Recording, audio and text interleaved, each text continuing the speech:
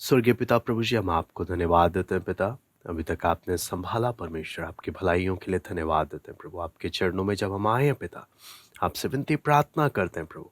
आपका वचन जब सीखने के लिए जा रहे हैं प्रभु, हम एक एक को आप फजल दे प्रभु, समझने के लिए कृपा दे प्रभु। नम्रता से हम आते हैं, पवित्र आत्मा आपका वचन है प्रभु, आप अगुवाई करें, हम एक एक से बात करें।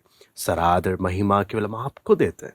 प्रार्थना प्रभु यीशु मसीह के नाम से मांगते हैं, आमीन। मैं परमेश्वर का धन्यवाद देता हूँ। प्रभु ने हम प्रत्येक को इकट्ठा होने का एक मौका दिया। हम लोग परमेश्वर के वचन से हम लोग सीख रहे थे। यूहन्ना पहला अध्याय में उसका 35 से लेकर 42 में हमने देखा कि किस प्रकार सबसे पहले यीशु मसीह के चेले बने। हमने उसके बारे में हमने सीखा सबसे पहले यीशु के चेले कैसे बने और उसमें क्या क्या बातें घटी। हमने देखा यूहन्ना जब प्रचार कर रहा था कि देखो ये परमेश्वर का मेमना है, ऐसे करके जब हमने देखा तो अंद्रियास और यूहन्ना यीशु के पीछे हो लिए। हमने उस परमेश्वर के वचन में देखा जब अंद्रियास और यूहन्ना गए, यीशु ने उनसे एक ही सवाल पूछा, तुम किसकी खोज में हो, तुम मेरे पीछे आए क्यों हो, है ना। तो वो एक सबसे महत्वपूर्ण सवाल है जो हमारे विश्वास की नींव है कि आप और मैं प्रभु के पीछे निकले क्यों हैं। हाँ, उसमें हमने कई कारण देखे। कई लोग जीवन का अर्थ, जिंदगी में कुछ मेरे जीने का मुझे कोई कारण मिल जाए, है ना। कई लोग सिर्फ अपने आप को सुधारने के लिए या सिर्फ एक धर्म छोड़ के दूसरे धर्म को कुछ लोगों ने अपनाया है। फिर कुछ लोग हैं जो संगति करना चाहते हैं, कुछ लोग हैं जो दुख मुसीबत से छुटकारा पाना चाहते हैं, कुछ लोग हैं परमेश्वर की स्वीकृति चाहते हैं, कुछ लोग परमेश्वर से आशीष पाना चाहते हैं। तो हमने देखा सबके अलग अलग सोच है प्रभु के पीछे आने की। लेकिन सबसे महत्वपूर्ण बात, आपको मालूम है सबसे महत्वपूर्ण बात यहाँ पर जब देखते हैं अंद्रियास ने क्या बोला, प्रभु हे गुरु हे रब्बी। सबसे पहला हम तुझे अपना गुरु अपना रब्बी कर कर मानते हैं। लेकिन सड़क पर तुझसे बात करके जाने के लिए नहीं आए, कहने को तेरे से बात करने के लिए बहुत कुछ है हमें, इसलिए तू रहता कहाँ है, हमें तेरे साथ जाकर वहाँ पर जाना है, तुझसे दिल की सारी बातें कहनी है। तो हमने देखा अंद्रियास के बारे में कि वो यीशु के साथ, यीशु ने बोला चलो, अगर तुम्हें सच में जानना है चलो और देख लेना, मेरे साथ चलोगे अंधकार में फिर नहीं चलोगे, मैं तुम्हें दिखाऊंगा तो तुम सच्चाई को देखोगे। यीशु के वचन में बोलते हैं उस दिन वो क्या किए, यीशु के साथ रहे, है ना। यीशु के साथ रहकर यीशु को अपने जीवन में अनुभव करने के बाद सबसे पहला काम अंद्रियास क्या किया, अंद्रियास सीधा अपने भाई के पास गया, अपने सगे भाई को प्रभु के बारे में बताने के लिए। वो हमने देखा कि अंद्रियास कोई ऐसा व्यक्ति नहीं है जो सिर्फ कोई थ्योरी, कोई वचन सुनकर दूसरे को वचन बता रहा या वचन पढ़कर वचन बता रहा है, नहीं। अंद्रियास वो व्यक्ति था जिसने खुद प्रभु को अपने जीवन में अनुभव किया। अनुभव करने के बाद उसने क्या किया, बाकी अपने परिवार, अपने सगे भाई को जाकर उसने क्या किया, प्रभु के बारे में बताया कि हमें सच में मसीह मिल गया। तो आज सबसे बड़ी ज़रूरत मैं आपको बोलूँगा, जिनके परिवार में लोगों ने प्रभु को नहीं जाना, मैं बोलूँगा हमारी बातों से बढ़कर लोग हमारे जीवन को देखते हैं। क्या जब मैं प्रभु के बारे में किसी से बोलता हूँ, क्या झलकता है वो मेरे जीवन से कि इसने सचमुच प्रभु का अनुभव किया है। हाँ, आपको मालूम है हमारी बातों से ज़्यादा हमारा जीवन बता देता है कि ये प्रभु से मिला भी है कि नहीं मिला। हाँ, ये असली है कि नकली है, क्योंकि दुनिया में रहते वक्त एक से एक ठगी बैठे हुए हैं, है ना।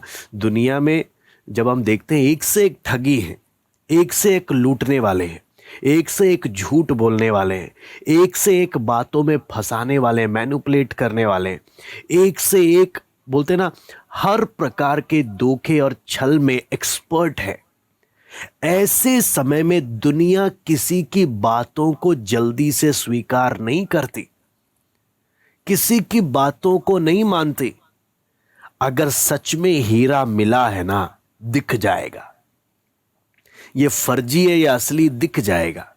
हम अंद्रियास के बारे में देखते हैं, पहले खुद मिला प्रभु से, खुद प्रभु के साथ रहा, उसके बाद जाकर उसने अपने भाई, सगे भाई को क्या किया, प्रभु के बारे में बताया, और उससे भी किसके पास लेकर आया, प्रभु के पास लेकर आया, है ना।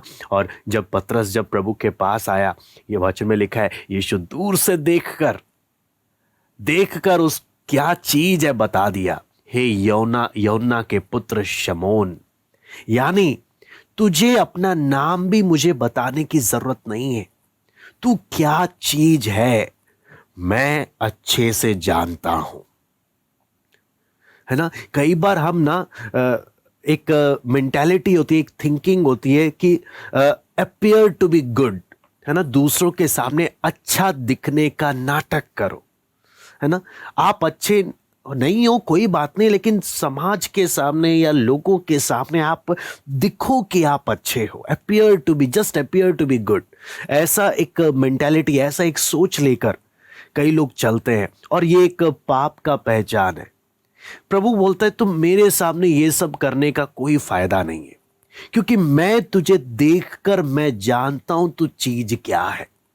तो दुनिया को दुनिया के सामने अगर दो चार अच्छी बातें बोल देगा, उसके सामने अच्छा स्वभाव अपना दिखा देगा, तो दुनिया तो तुझे अच्छा मानने लग जाएगी, क्योंकि दुनिया तुझे अंदर से नहीं, तुझे बाहर से देख रही है, तेरी बातें देख रही है, तेरे बस बाहर के चाचन को देख रही है। लेकिन मैं तेरे मन को देखता हूं, मैं जानता हूं तू चीज क्या है।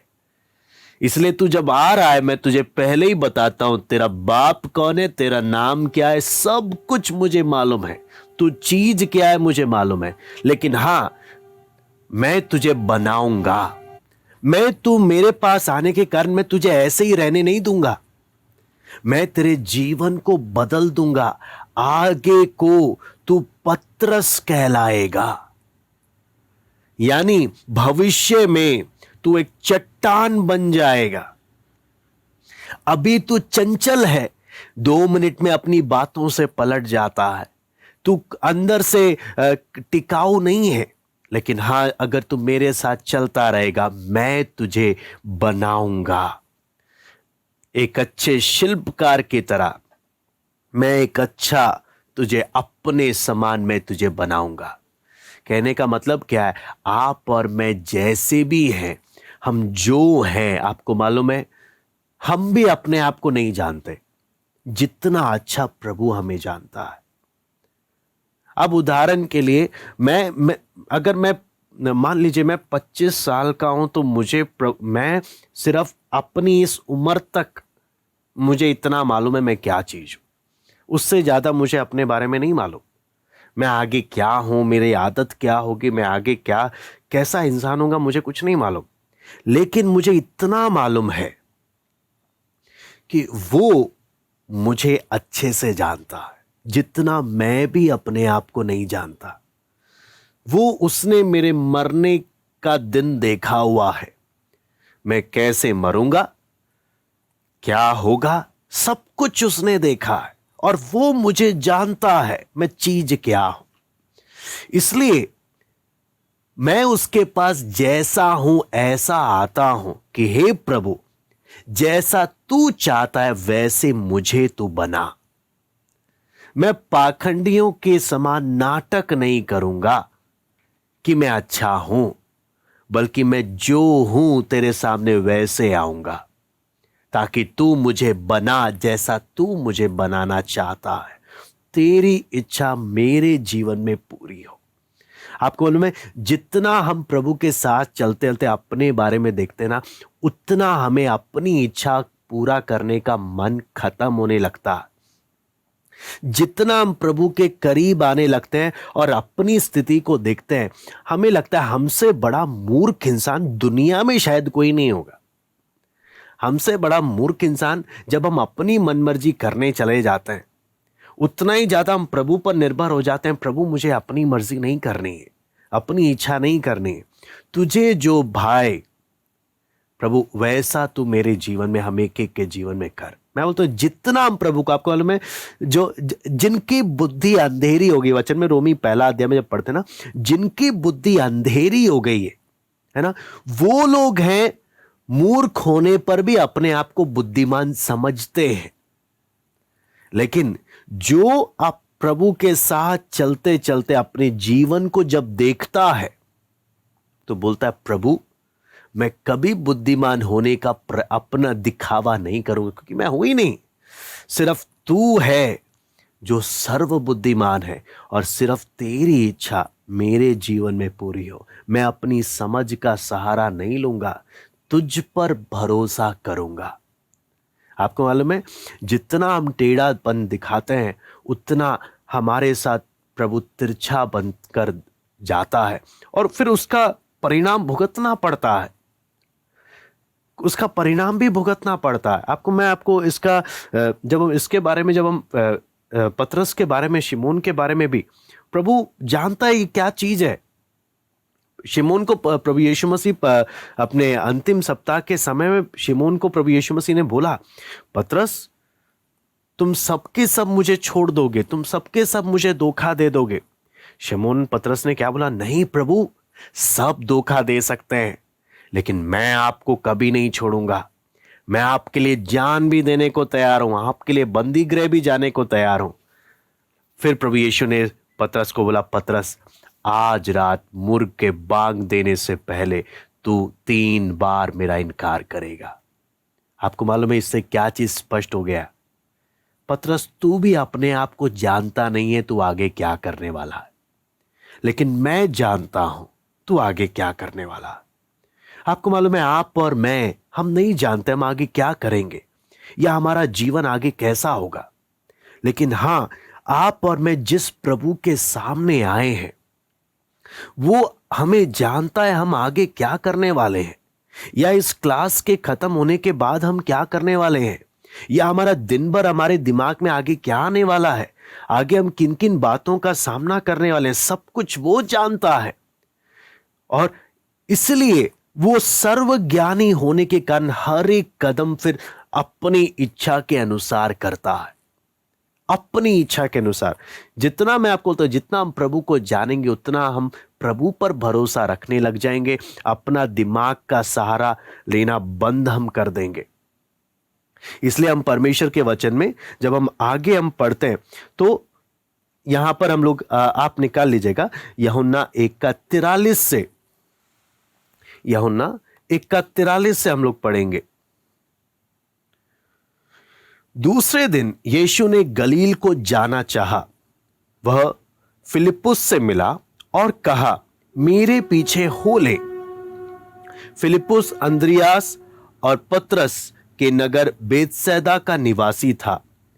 फिलिप्पुस नतनेल से मिला और उससे कहा जिसका वर्णन मूसा ने व्यवस्था में और भविष्यद्वक्ताओं ने किया वो हमको मिल गया, वो यूसुफ का पुत्र यीशु नासरी है। नतनेल ने उससे कहा क्या कोई अच्छी वस्तु भी नासरत से निकल सकती है? फिलिप्पुस ने उससे कहा चलकर देख ले। यीशु ने नतनेल को अपनी ओर आते देखकर उसके विषय में कहा देखो ये सचमुच इजरायली है, इसमें कपट नहीं। नतनेल ने ये उससे कहा तू मुझे कैसे जानता है? यीशु ने उसको उत्तर दिया इससे पहले कि फिलिप्पुस ने तुझे बुलाया, जब तू अंजीर के पेड़ के तले था तब मैंने तुझे देखा था। नतनेल ने उसको उत्तर दिया हे रब्बी तू परमेश्वर का पुत्र है, तू इज़राइल का महाराजा है। यीशु ने उसको उत्तर दिया मैंने जो तुझसे कहा कि मैंने तुझे अंजीर के पेड़ के तले देखा, क्या तू इसीलिए विश्वास करता है? तू इससे भी बड़े बड़े काम दिखेगा। फिर उससे कहा मैं तुमसे सच सच कहता हूं कि तुम स्वर्ग को खुला हुआ और परमेश्वर के स्वर्गदूतों को मनुष्य के पुत्र के ऊपर उतरते और ऊपर जाते देखोगे। यहां पर जब हम परमेश्वर के वचन को जब हम देखते हैं तो मैं आपको यहां पर जो बात बताना चाहूंगा, यहां पर बहुत ही एक महत्वपूर्ण बात है। यहां पर नतनेल के बारे में भी हम देखते हैं। नतनेल के और फिलिपुस के बारे में हम दो व्यक्ति के जीवन में, अंद्रियास का मैं आपको चाहता हूं उसका हम लोग समझे, अंद्रियास के बारे में भी। अंद्रियास का अगर एक आदत को हम लोग देखें तो उससे हम लोग को भी एक कुछ बात समझ में आ सकता है। अगर हम अंद्रियास का आदत को देखें, आपको मालूम है अंद्रियास का स्वभाव जब हम देखते हैं, सबसे पहला हम देखते हैं कि अंद्रियास वो व्यक्ति था जो हमेशा लोगों को अपने ऊपर या लोगों को हमेशा अपने आगे करता था और खुद पीछे हो जाता था। यानी अपने आप को छोटा करना और दूसरे को बड़ा करने का एक स्वभाव था अंद्रियास में। एक आम तौर पर लोगों का स्वभाव क्या होता है? खुद को बड़ा करना और दूसरे को क्या करना? छोटा करना, दूसरे को नीचा करना और अपने आप को बड़ा कर कर दिखाना आम तौर पर स्वभाव होता है। लेकिन अंद्रियास को हम देखते हैं, जब आप सोचना, सबसे पहले यीशु से मुलाकात पतरस की नहीं हुई थी, सबसे पहले मुलाकात यीशु के साथ अंद्रियास की हुई थी। अंद्रियास है जो सबसे पहले यीशु से मिला। लेकिन आपको मालूम है, वचन में जब पढ़ते हैं, जब भी अंद्रियास का नाम आता है ना, तो सबसे पहले पतरस का नाम आता है कि वो पतरस का भाई अंद्रियास। कहने का मतलब हमेशा जब वचन में हम देखते हैं अंद्रियास को, क्या कि अंद्रियास पीछे है, पतरस आगे है। लेकिन जबकि मिला सबसे पहले कौन है? सबसे पहले मिला अंद्रियास है। आपको मालूम है, यहां पर जब हम देखते हैं, हमेशा अंद्रियास पतरस की छाया में रहा, जबकि भाई है। सबसे पहले मुलाकात, आपको मालूम है, जलन आ जानी चाहिए, हाँ, कि क्यों मिला मैं सबसे पहले यीशु से हूं तो सबसे आगे मुझे रहना चाहिए, पतरस मेरे पीछे रहना चाहिए। नहीं, मैं पीछे रहने को तैयार हूं, पतरस तू आगे जा, मैं पीछे, मैं छाया में रहने को तैयार हूं, मुझे कोई दिक्कत नहीं। मैं प्रभु की सेवा, मैं संतुष्टि से नीचे दबकर भी मैं करने को मुझे कोई दिक्कत नहीं है, मुझे कोई आपत्ति नहीं। आपको मालूम है, जब हम अंद्रियास के बारे में देखते हैं तो अंद्रियास पतरस को लेकर आया, लेकिन जब भी यीशु मसीह के जहां जहां जब गुप्त चेले जो स्पेशल मीटिंग होती थी तो पतरस को रखते थे, अंद्रियास को बाहर रखते थे। आप सोचना, मैं आपको बोलता हूं बार इस आयत को समझना, जब जब कोई स्पेशल मीटिंग होती थी जहां पर यीशु मसीह क्या करता था, चाहे वो रूपांतरण पर्वत की बात हो, चाहे वो गत्समना वाटिका की बात हो, या याईर की बेटी के घर की बात हो, पतरस स्पेशल यीशु के चेलों में आ रहा है, जो अंदर अंदर हर बात में यीशु के करीब है। लेकिन वहां पर हम देखते हैं अंद्रियास जो सबसे पहले यीशु से मिला, वो उसको तो यीशु अपने बिल्कुल करीब रख ही नहीं रहा, पतरस आगे है। हो सकता है ना कि अगर इंसानी स्वभाव, इंसान होने के कारण अंद्रियास के अंदर जलन आ सकता है ना। देखो, यीशु से सबसे पहले मैं मिला, हाँ, यीशु के करीब मैं पतरस को लेकर आया यीशु से मिलवाने, मुझे स्पेशल स्टेटस मिलना चाहिए, मेरे से सबसे पहले पूछना चाहिए। लेकिन देखो, मेरे को तो ऐसे आउट कर दिया, ऐसे इग्नोर कर दिया, और सबसे आगे किसको रखा हुआ है? पतरस को रखा हुआ है। हाँ, वो सोच सकता है कितना बढ़िया होता अगर मैं मिलवाता ही नहीं, मैं ही सबसे स्पेशल बनकर रहता। लेकिन वचन में हम देखते हैं अंद्रियास का स्वभाव क्या है? मैं छुपकर, मेरे को अगर बाहर है, मैं बाहर ही रहने को तैयार हूं। प्रभु मुझे जिधर रखेगा, मैं बिना जलन के, बिना ईर्ष्या के, प्रभु मुझे जिधर रखेगा मैं उधर रहकर प्रभु की सेवा करूंगा, मैं प्रभु के लिए जीऊंगा, मैं कभी अपने भाई से जलन नहीं करूंगा।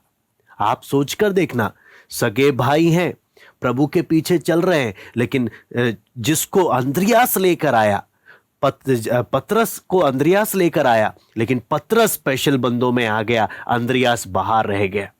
हाँ, जलन आ सकता था, बहुत कुछ सोच आ सकता था, है ना। कितनी बार ऐसा होता है कि विश्वासी एक दूसरे के प्रति जलन रखते हैं। कितनी बार ऐसा होता है विश्वासी प्रभु के दासों से जलन रखते हैं, हाँ, अंदर से जलते हैं, हाँ, फिर इसलिए उनके जलन रखने के कारण अपने को बड़ा करने और उनको नीचा करने के लिए उनके बारे में आपस में टिप्पणियां करते हैं, हाँ, आपस में मजाक उड़ाते हैं, अंदर का जलन। लेकिन आप अंद्रियास के स्वभाव को देखिए, अंद्रियास छिपकर रहने को तैयार है, लेकिन अंदर बिल्कुल भी जलन नाम की चीज नहीं है। लेकिन कितनी बार परमेश्वर के लोगों में भी ये जलन आ जाता। और आपको मालूम है ये जलन कितना खतरनाक है। हाँ, जब हम वचन में पढ़ते हैं शाऊल के अंदर जलन था कि हाँ, लोगों ने मेरे बारे में 1000 और दाऊद के बारे में 10,000 ऐसे करके बोला। हाँ, मुझे नीचा उसको बड़ा कर दिया। इतना जलन आ गया कि उसने क्या कर दिया, फिर बाद में जानबूझकर दाऊद पर भाला चलाकर मारने का कोशिश करने लगा, है ना। हम में से कितने हैं जो बोलेंगे हाँ कि मैं अपने विश्वासी भाई या विश्वासी बहन या प्रभु के दास, मैं उन पर कीचड़ उछालता हूं, हाँ, मैं उनके बारे में बदनामी करता हूं क्योंकि मेरे अंदर एक जलन है। क्या मैं इस बात को मानूंगा? हाँ, या मैं अंद्रियास के समान हूं जिसके अंदर कोई जलन नहीं है। हाँ, मैं बेशक पतरस को लेकर आया, मैं यीशु से बेशक सबसे पहले मिला, बेशक मैं, लेकिन मेरा प्रभु जिधर मुझे रखे मैं खुशी से रहने को तैयार हूं, बिना जलन किए, बिना जलन किए। आप सोचिए, बहुत बड़ी बात है ये बात, बिना बुड़बुड़ाए, बिना कुड़कुड़ाए। कई बार होता है ना, हम लोग को अगर सेकंड प्लेस दे दिया जाए या हमें थोड़ा नीचा दबा दिया जाए तो हम चले तो जाते हैं चुपचाप, लेकिन कुड़ कुड़ कुड़ कुड़ कुड़ कुड़ करते रहते हैं। हाँ, बैठ तो जाते हैं, लेकिन हमें जब स्पेशल प्रायोरिटी ना दी जाए हम बुड़बुड़ाने लग जाते हैं, हम कुड़कुड़ाने लग जाते हैं। आपको मालूम है अंद्रियास यीशु के साथ रहने के कारण ना ही जलन है ना ही कुड़कुड़ाहट है।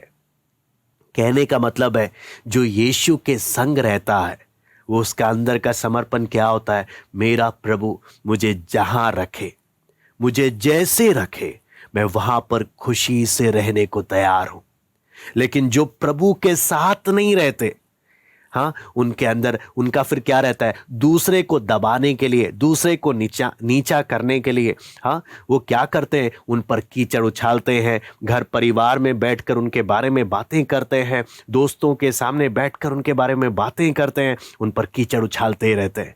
क्यों? ताकि वो नीचे दिखे और मैं बड़ा दिखूं। लेकिन हम परमेश्वर के संतों की पहचान क्या देखते हैं, वो बड़े, मैं घटता जाऊं।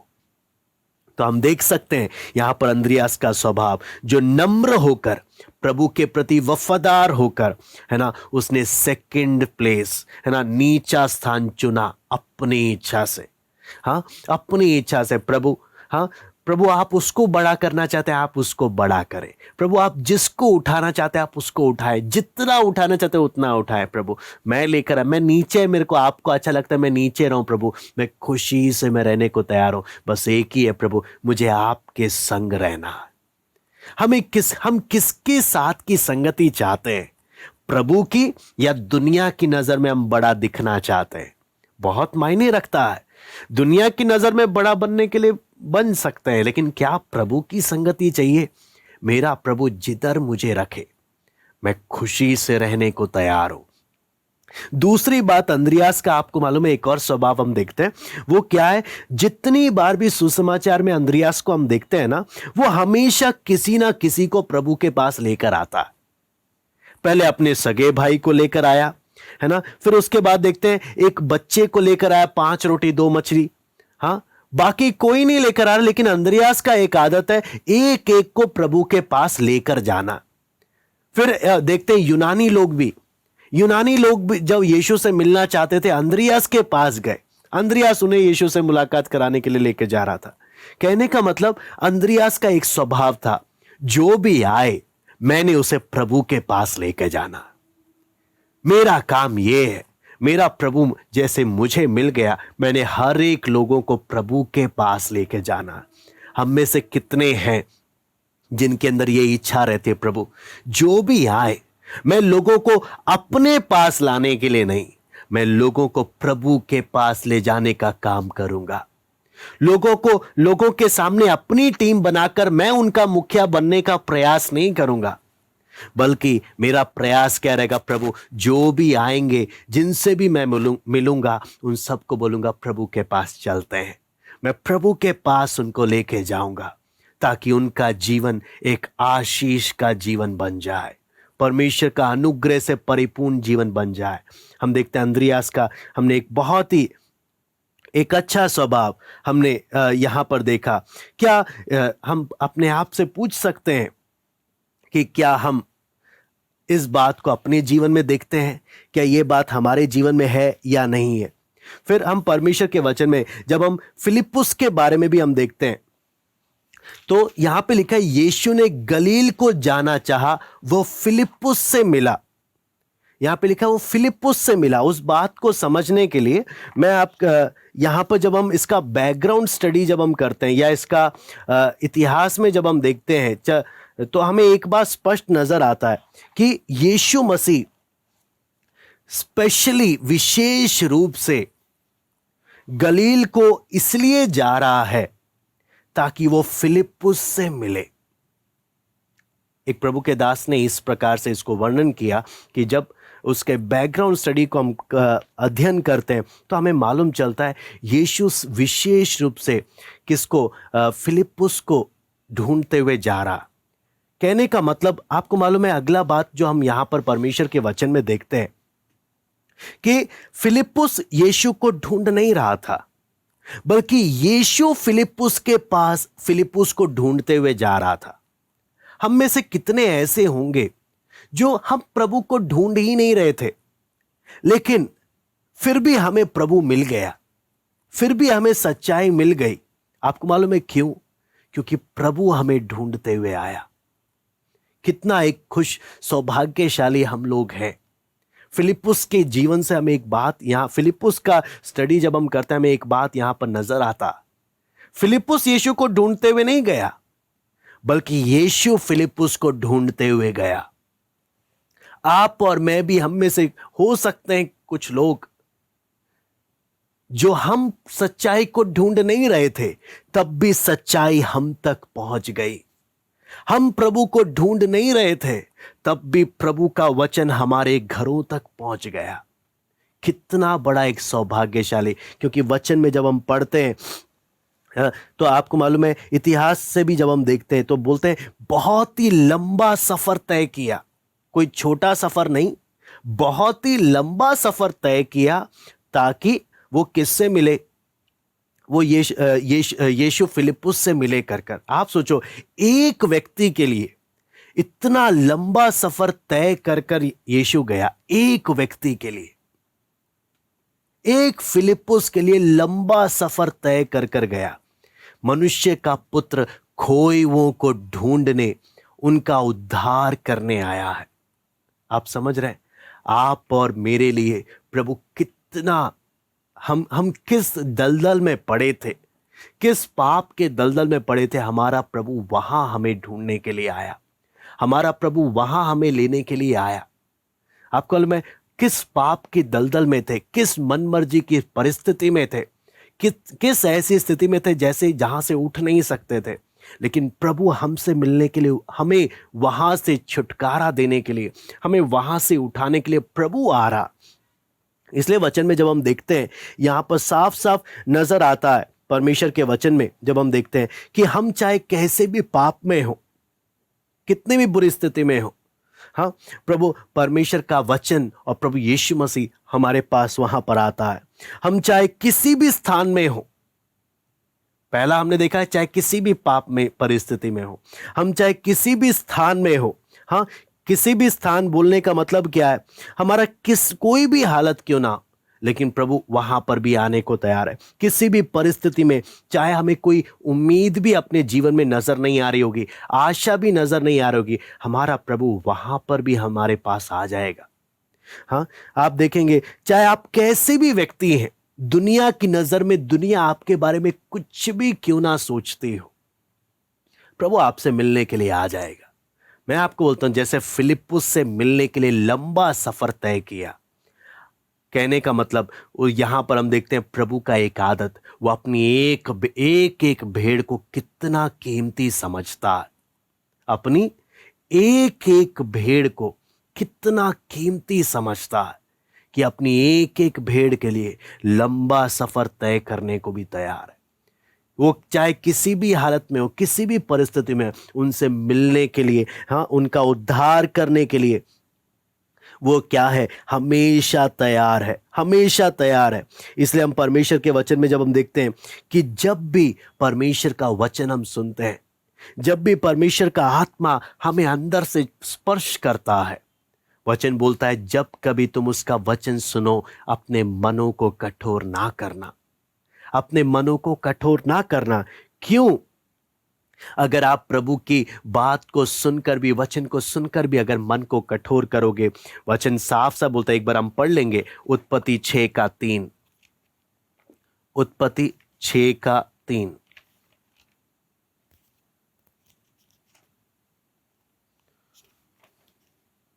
तब यहोवा ने कहा, मेरा आत्मा मनुष्य से सदा लो विवाद करता ना रहेगा, क्योंकि मनुष्य भी शरीर ही है, उसकी आयु 120 वर्ष की होगी। यहां पर जब हम देखते हैं तो यहां पे लिखा है, यहोवा ने कहा मेरा आत्मा मनुष्य से सदा लो विवाद करता ना रहेगा। इससे हमें क्या चीज स्पष्ट होता है कि परमेश्वर, आप उम्मीद नहीं करना मैं मन को कठोर करता रहूंगा, प्रभु मेरे से बात करता रहेगा। नहीं, मैं किसी भी परिस्थिति में प्रभु आ जाएगा, मेरे से बात करेगा, लेकिन अगर मैं अपने मन को कठोर करूंगा, प्रभु फिर बात नहीं करेगा, फिर चला जाएगा। कहने का मतलब मुझे मौका जरूर देगा। हम में से जितने लोग हैं, प्रभु हम एक एक को मौका देता है, हम एक एक को अवसर देता है कि हम प्रभु के रास्ते में आ जाएं, प्रभु के पीछे सच्चे मन से चलें। लेकिन वचन साफ सा बोलता है, परमेश्वर का आत्मा सदा बात नहीं करेगा।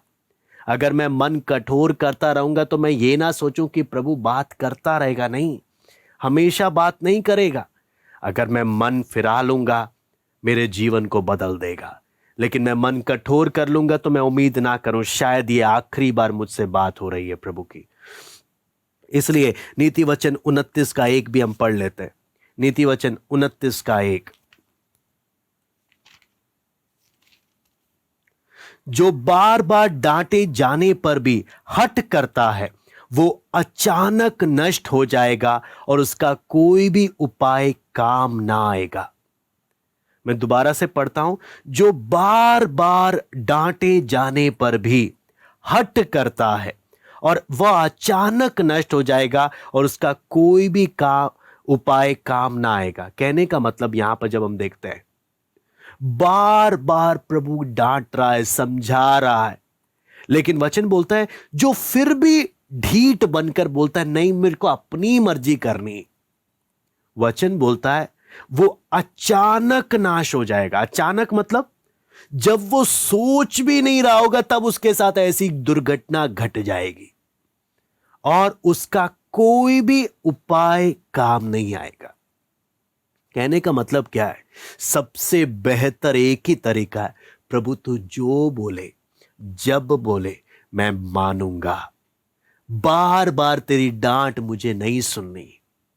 आपको मालूम है कई कई कलीसिया में भी कई लोगों का एक आदत है, हाँ, उनको कितना भी बोलो वो ढीठ बनकर मन कठोर कर कर रखते हैं। फिर अचानक ही उन पर कुछ घटना घटता है, तब उनको होश ठिकाने आती, ये हमने क्या क्या हो गया हमारे साथ। कहने का मतलब, पर दो तरीका, अपने जीवन को अगर बर्बाद नहीं करना, अगर मेरा जीवन बर्बाद नहीं होना, एक ही तरीका है, बार बार अगर परमेश्वर मुझे किसी बात के बारे में बोल रहा है, अगर मैं मान जाऊं तो बेहतर है, नहीं तो अचानक कुछ हो जाएगा। फिर वचन में लिखा है तब कोई भी उपाय काम नहीं आएगा। कोई भी उपाय, आप कोई भी प्लानिंग तब करोगे, कुछ काम नहीं करेगा। कि मैं जाकर प्रभु के दासों से बोलूंगा प्रार्थना कर दो, मैं जाके प्रभु से बोलूंगा प्रभु गलती हो गई आप मुझे माफ कर दो, हाँ, बाद में कोई भी आपका उपाय काम नहीं आएगा। जब परमेश्वर बार बार बोले फिर भी अगर मैं नहीं मानूं, आप समझना वचन बोलता है अचानक वो व्यक्ति नाश हो जाएगा, नाश हो जाएगा। इसलिए जब भी हम परमेश्वर का वचन हम सुनते हैं, मैं आपको एक ही बात बोलूंगा, हम अपने मन को कठोर ना करें। यीशु मसीह एक फिलिप्पुस के लिए एक फिलिप्पुस के लिए लंबी यात्रा कर कर गया, लंबी यात्रा कर कर गया। हाँ, आप इस बात को समझना बहुत जरूरी है। दक्षिण से उत्तर की ओर गया, दक्षिण दक्षिण इज़राइल में था, वहां से उत्तर की ओर जा रहा है। कहने का मतलब लंबी यात्रा करते हुए जा रहा। उस बात को हम एक एक समझे, हम एक एक उस बात को समझे कि प्रभु कितना एक एक व्यक्ति को कीमती समझता है। लेकिन प्रभु का वचन अगर मेरे पास तक पहुंचने पर भी, बार बार बोले जाने पर भी, अगर मैं मन कठोर करता रहूंगा, मैं आपको बोलूंगा अचानक नाश हो जाएंगे। और उस समय मेरी कोई भी युक्ति, मेरा कोई भी उपाय काम नहीं करेगा। फिर बहुत देर हो जाएगी, फिर मैं किसी को कुछ बोल नहीं सकता। क्यों? परमेश्वर बोलेगा तुझे बार बार बोला गया, लेकिन तूने अपने मन को कठोर करके रखा। हाँ, इसलिए उत्पत्ति में भी देखते हैं कि परमेश्वर खुद बोलता है मेरा आत्मा हमेशा बातचीत नहीं करेगा। अगर लोग नहीं सुनेंगे तो मैं उनसे बात करना बंद कर दूंगा। ये एक बहुत बड़ा एक डर है।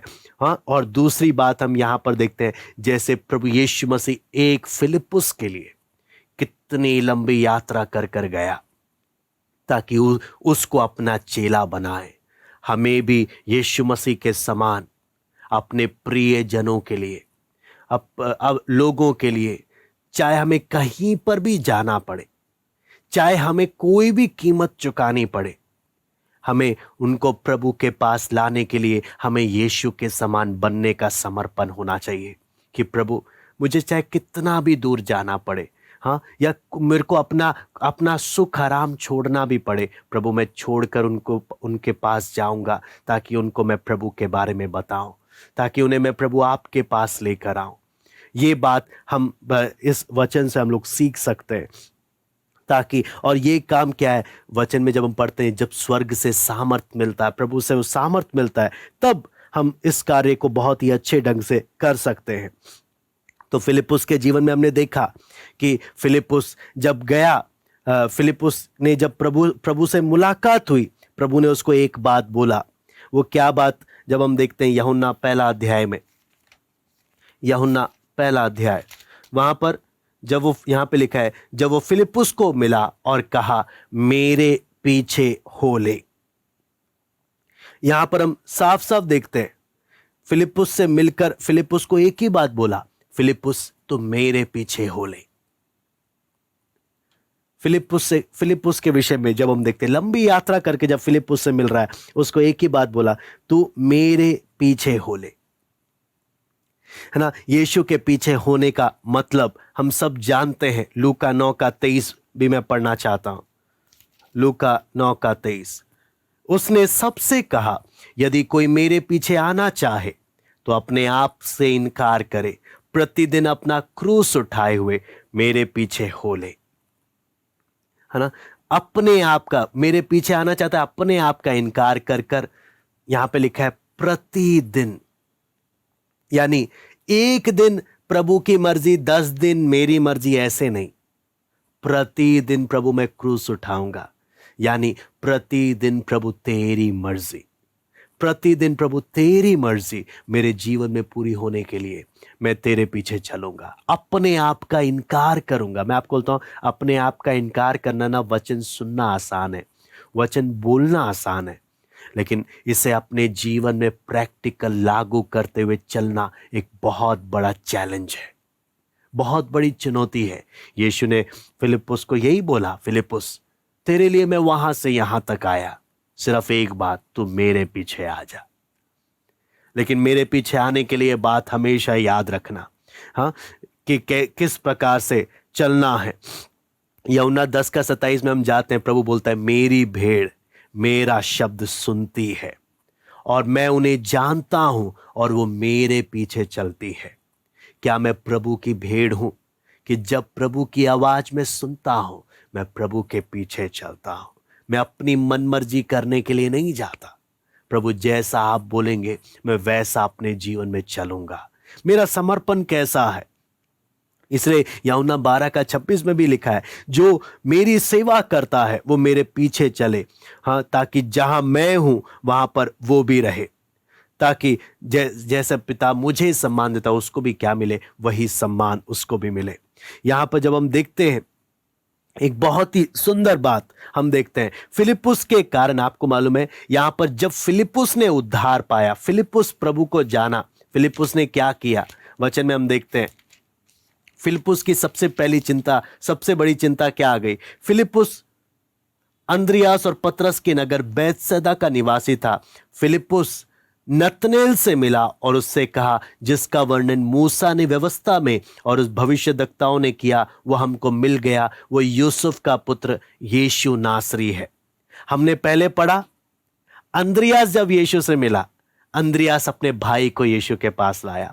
फिलिप्पुस जब यीशु से मिला, फिलिप्पुस अपने दोस्त को प्रभु के पास लाने के लिए गया, नतनेल के पास। नतनेल फिलिप्पुस का दोस्त है, अपने दोस्त के पास गया। दोस्त, हमें मसीहा मिल गया, हमें मसीहा मिल गया। आप अगर देखेंगे यहां पे लिखा है, फिलिप्पुस नतनेल को बोलता है, जिसका वर्णन मूसा ने व्यवस्था में और भविष्यद्वक्ताओं ने किया, वो हमको मिल गया। वो यूसुफ का पुत्र यीशु नासरी है। आपको मालूम है, इससे हम मालूम कर सकते हैं फिलिप्पुस और नतनेल दोनों व्यवस्था पढ़ने वाले लोग थे, दोनों व्यवस्था के जानने वाले लोग थे। इसलिए दोनों जब बातचीत भी कर रहे हैं तो व्यवस्था को लेकर कर रहे हैं कि व्यवस्था और मूसा की व्यवस्था और नबियों ने जो कहा था वो मसीहा हमको मिल गया। हे नतनेल, चल मेरे दोस्त, प्रभु से मिलने के लिए चल, हमें मसीहा मिल गया। कहने का मतलब यहां पर जब हम वचन जब पढ़ते हैं, आप देखें जो जो प्रभु से मिल रहा है ना, वो दूसरों को प्रभु के पास लेकर आ रहा। मेरा एक सवाल है, अगर आप और मैं बोलते हैं मैं प्रभु से मिला हूं, मैं कितनों को प्रभु के पास लेकर आया हूं? एक सिंपल सा एक सवाल। अगर जिस जिस व्यक्ति की प्रभु से भेंट हुई है, जो जो व्यक्ति सच्चे परमेश्वर को जिसने अपने जीवन में अनुभव किया है, वो दूसरों को भी प्रभु के पास लेकर आया। मैं कितनों को प्रभु के पास लाने वाला व्यक्ति बना हूं? क्या अंद्रियास जैसे लेकर आया? हाँ, जैसे फिलिप्पुस अपने दोस्तों को, मैं कितने, अंद्रियास अपने परिवारजन, मैं कितने परिवार, अपने परिवार के जनों को प्रभु के पास लेकर आया। फिलिप्पुस अपने दोस्त, मैं कितने अपने दोस्तों को प्रभु के पास लेकर आया। एक सवाल है जो आज हम अपने आप से पूछ सकते हैं, अपने आप को जांच सकते हैं, क्या मैं प्रभु के पास लेकर आया? अगर मैं नहीं लेकर आया और ना ही मुझे लाने का मन है, तो एक सिंपल सी बात, मैं प्रभु से मिला ही नहीं हूं। मैंने प्रभु के बारे में बहुत कुछ सुना होगा, बड़ी बड़ी मीटिंगें अटेंड करी होंगी, हाँ, मैं कितने सालों से चर्च में जाता हूंगा, लेकिन असलियत में मैं कभी प्रभु से मिला ही नहीं। क्योंकि जो प्रभु से मिलता है वो दूसरों को प्रभु के पास लेकर जाता है कि आप भी चलो, क्योंकि मैंने प्रभु को अपने जीवन में अनुभव किया है, मैंने प्रभु को जाना है, प्रभु से मिला हूं। इसलिए ना सिर्फ मैंने सुना है, बल्कि मैं मिलकर अब तुम्हें प्रभु के पास लेकर जा रहा हूं। आप देखें, अंद्रियास प्रभु के साथ रहा, फिलिप्पुस पहले प्रभु से मिला, बाद में जाकर वो लोगों को प्रभु से मिलवा रहे। कहने का मतलब जब मुलाकात होती है ना, तब अनुभव से बोलते हैं। आप अगर देखेंगे नतनेल के बारे में, तो यहां पे लिखा है, नतनेल ने उससे कहा, क्या कोई अच्छी वस्तु भी नासरत से निकल सकती है? नतनेल इससे बहस करने लग गया कि क्या कोई अच्छी वस्तु नासरत से निकल सकती है। लेकिन हम यहां पर जब देखते हैं फिलिप्पुस ने क्या जवाब दिया। फिलिप्पुस ने उससे कहा, चल कर देख ले। कहने का मतलब, दोस्त, मैं तेरे से बहस नहीं करूंगा। आपको मालूम है, कई बार कलीसिया में हम जब बाहर अपने दोस्तों को या किसी से मिलते हैं, हम बहस करना शुरू कर देते हैं। नहीं, हमारा प्रभु सच्चा, तेरा तू गलत है, मैं सही हूं, ये गलत है, वो गलत है। यहां पर आप देखें, फिलिप्पुस बहस नहीं कर रहा। फिलिप्पुस एक बात बोल रहा है, चल कर देख ले। मैं ना तेरे से फालतू बात नहीं करूंगा, मैंने सच में देखा, अनुभव किया, तू चल कर देख ले। मैं फालतू तेरे साथ बहसबाजी नहीं करूंगा।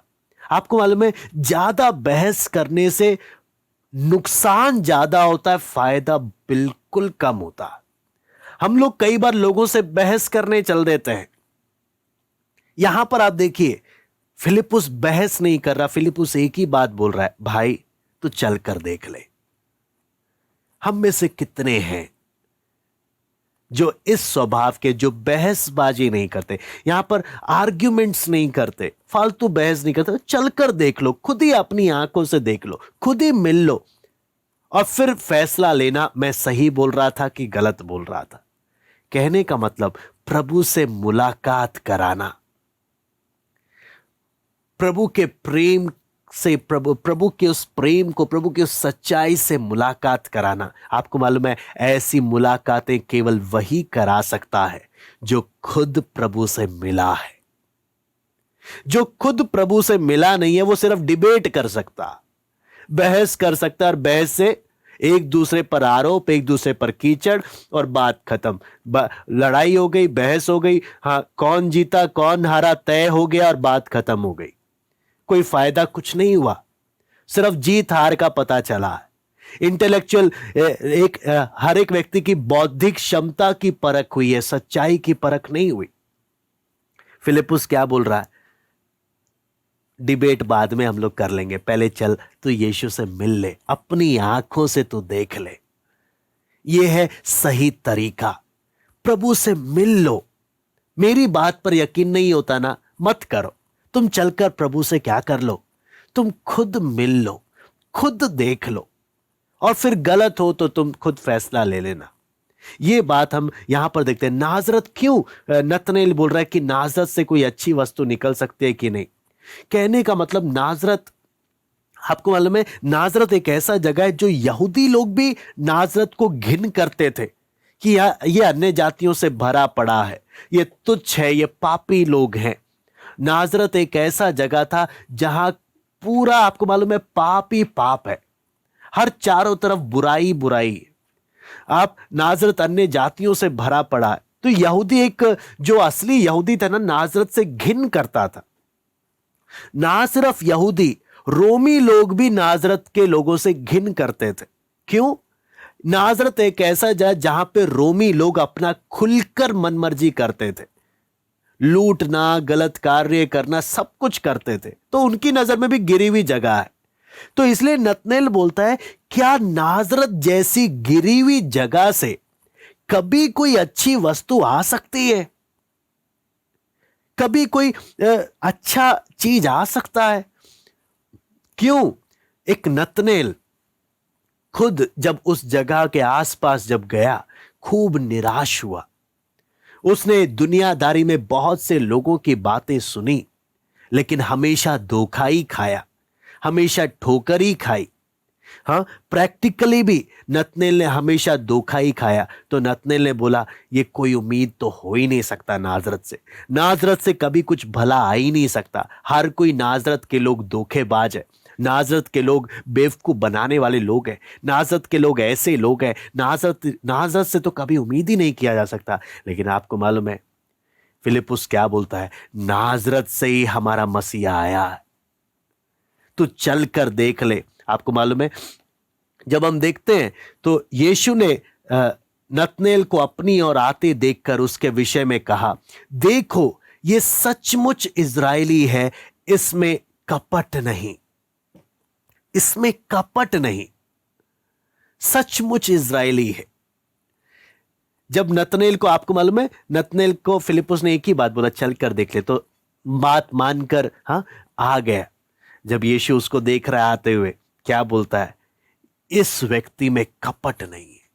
कपट बोलने का मतलब क्या है? मन में कुछ और बातें हैं, मुंह पर कुछ और बातें हैं।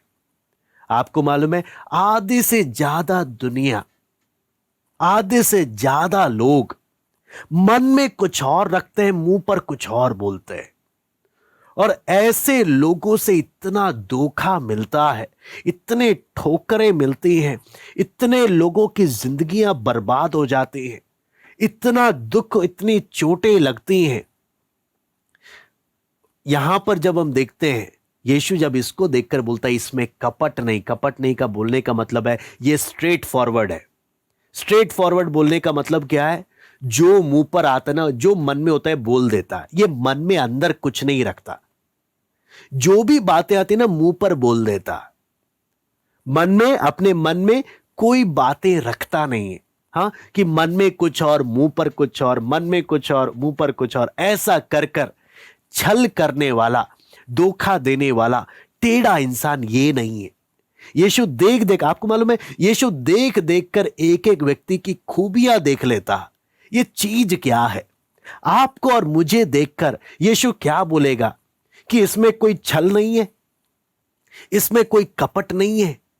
हाँ, ये अंदर कुछ मुंह पर कुछ ऐसा व्यक्ति नहीं है, या ये कपटी है। ये जो मेरे सामने बैठा है, ये जो मेरे सामने आया है, ये जो मेरी उपस्थिति में आया, ये टेढ़ा एक कपटी इंसान है। मन में कुछ और बातें रखता है, मुंह पर कुछ और बोलता है। हाँ, लोगों को बेवकूफ बनाता है, बाहर लोगों के सामने कुछ और है, गुप्त प्राइवेट लाइफ में कुछ और है। ये क्या चीज है? कहने का मतलब, यीशु जब देखता था एक व्यक्ति क्या चीज है, दूर से देखकर ही बता देता। किसी को बताने की जरूरत ही नहीं है, मुझे मालूम है तो चीज क्या है। तब आगे जब वचन में हम देखते हैं, नतनेल ने उससे कहा, तू मुझे कैसे जानता है? यीशु ने उसको उत्तर दिया, इससे पहले कि तू फिलिप्पुस ने तुझे बुलाया, जब तू अंजीर के पेड़ के तले था, तब मैंने तुझे देखा। फिलिप्पुस और नतनेल की जो मीटिंग हुई, वहां पर यीशु तो था ही नहीं। नतनेल देख रहा है, यीशु को कैसे मालूम चल गया कि फिलिप्पुस के बुलाने पर मैं आया हूं? इसको कैसे मालूम चल गया? इससे पहले कि फिलिप्पुस ने तुझे बुलाया, मैंने तुझे अंजीर के पेड़ के तले देखा है। आपको मालूम है, अंजीर का पेड़ बहुत ही महत्वपूर्ण है, शांति का प्रतीक माना जाता है। अक्सर लोग क्या करते थे, अंजीर के पेड़ के तले व्यवस्था को मनन करते थे और अपनी प्रार्थनाएं किया करते थे। तो अंजीर का पेड़ एक विशेष स्थान था, और अंजीर के पेड़ के तले जब नतनेल बैठा है, एक प्राइवेट प्रभु के साथ इंटरेक्शन हुआ है, जो प्राइवेट प्रार्थना हुई है, जो फिलिप्पुस को भी नहीं पता। लेकिन यीशु बोल रहा है, फिलिप्पुस से मिलने से पहले तू किधर बैठकर क्या बोल रहा था ना, हे नतनेल, मैंने तुझे उधर देखा था। नतनेल को समझ आ गया, ये व्यक्ति जो सामने है, ये मेरे को, मेरे अंदर की दिल की गहराई तक मुझे जानता है। मैं क्या चीज हूं, मैं किधर बैठता हूं, मैं क्या करता हूं, मैं किससे मिलता हूं, और ना सिर्फ मेरे मनों में क्या चलता है, ये सब कुछ जानता है। सब कुछ जानता है। आपको मालूम है, जब यीशु से मिला, नतनेल की बहसबाजी खत्म। यीशु से मिला, डिबेट सब खत्म। यीशु से जब मिला, आपको मालूम है, यीशु से मिलने के बाद ये नतनेल ने क्या बोला, हे रब्बी। तुरंत उसे अपना गुरु मान लिया। पहले फिलिप्पुस से यही नतनेल क्या कर रहा था, डिबेट कर रहा था। अरे क्या नाजरत से कोई अच्छी वस्तु आ सकती है? फिलिप्पुस ने बोला, डिबेट नहीं करूंगा, चल तो चल कर देख ले। जब वह देखा उसको, तब क्या बोलने लगा, सचमुच हे रब्बी, तू मेरा गुरु। और आगे क्या बोलता है, तू परमेश्वर का पुत्र है, तू इज़राइल का महाराजा है। एक व्यक्ति कैसे घुटने में आ गया, बिना डिबेट करे, बिना बौद्धिक कुछ बहसबाजी करे, कुछ भी करे बिना, सिर्फ यीशु से मुलाकात हुई, यह व्यक्ति घुटने में आ गया। मैं जान गया तू चीज क्या है, मैं जान गया तू सचमुच इज़राइल का महाराजा है। मैं जान गया कि आप और मैं, प्रभु से ऐसी मुलाकात हमारी हुई है।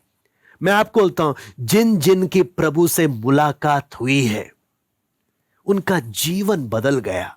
वो घुटनों में आ गए, वो घुटनों में आ गए।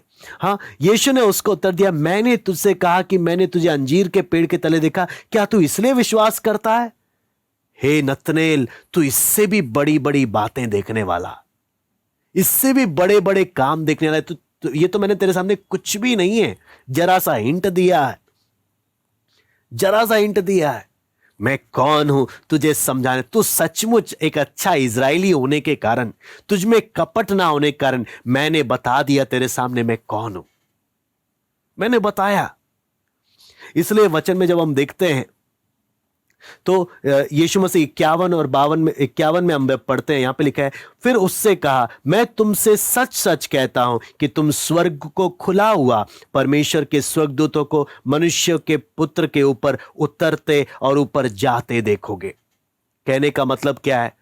ये जो याकूब ने जो दर्शन देखा था, सीढ़ी है जो सबसे ऊपर परमेश्वर खड़ा है, स्वर्गदूत चढ़ रहे और उतर रहे हैं। यीशु मसीह क्या बोलता है? वो सीढ़ी मनुष्य के और परमेश्वर के बीच की सीढ़ी मैं हूं, स्वर्ग जाने का रास्ता मैं हूं। मेरे कारण स्वर्ग का द्वार तुम्हारे लिए खुल गया है, मेरे द्वारा तुम स्वर्ग जा सकते हो। बहुत सारी बातें हैं, बहुत सारी, जितना मनन करते हैं इस वचन में बहुत सारी बातें प्रभु हमें खोल कर देता है, बहुत सारी। इसलिए यूहन्ना पहला अध्याय में अभी तक जितना भी हमने देखा, एक झलक है, एक झलक है परमेश्वर के वचन की गहराई का, सिर्फ एक झलक। कितनी बातें प्रभु हमें खोल कर देता है, कितनी बातें। प्रभु ने साफ साफ नतनेल को बोला, सबको बोला, मैं वो रास्ता हूं जहां से तुम परमेश्वर के साथ मुलाकात कर सकते हो। मैं हूं वो असली सीढ़ी, मैं हूं वो असली सच्चाई। जो जो यीशु से मिला उसका जीवन बदल गया, जो जो यीशु से मिला, आपको मालूम है, वो दूसरों को भी प्रभु के पास लेकर आया, अपने परिवारजनों को, अपने दोस्तों को, हर किसी को प्रभु के पास लेकर आए। बहस करने नहीं बैठे, किसी से डिबेट करने नहीं बैठे, बल्कि प्रभु के पास बोले चल कर देख लो, मिल लो। मैं उम्मीद करता हूं हमें इनके जीवन से बहुत कुछ सीखने को मिलता है। आइए हम प्रार्थना करते हैं। स्वर्गीय पिता प्रभु जी, हम आपको धन्यवाद देते हैं प्रभु, आपका वचन जब हम सीख रहे हैं प्रभु, आपसे विनती प्रार्थना करते हैं प्रभु, हम एक एक से बात कर। जो लोग अभी भी प्रभु तेरे से आपके साथ मुलाकात नहीं हुई है, एक अच्छी मुलाकात होने के लिए कृपा दे, एक अच्छी भेंट होने के लिए कृपा दे प्रभु। आपके साथ एक करीब संबंध में आने के लिए कृपा दे। अपने परिवारजन, अपने दोस्त, हर किसी को आपके पास लाने वाले बने। आप हमें जिधर रखें, जैसे रखें प्रभु, बिना किसी जलन के खुशी से रहने के लिए, आपके लिए जीने के लिए, आपकी सेवा करने के लिए हमें समर्पण दे। धन्यवाद देते हैं प्रभु आज की संगति के लिए, इन वचनों को मनन करने के लिए कृपा देना। आए कि सारी बातों को हम आपके हाथ में सौंपते हैं, सराद और महिमा केवल हम आपको देते हैं। प्रार्थना प्रभु यीशु मसीह के नाम से मांगते हैं, आमीन। सबको जय मसीह की। परमेश्वर आप सबको प्रभु आपको आशीष दे।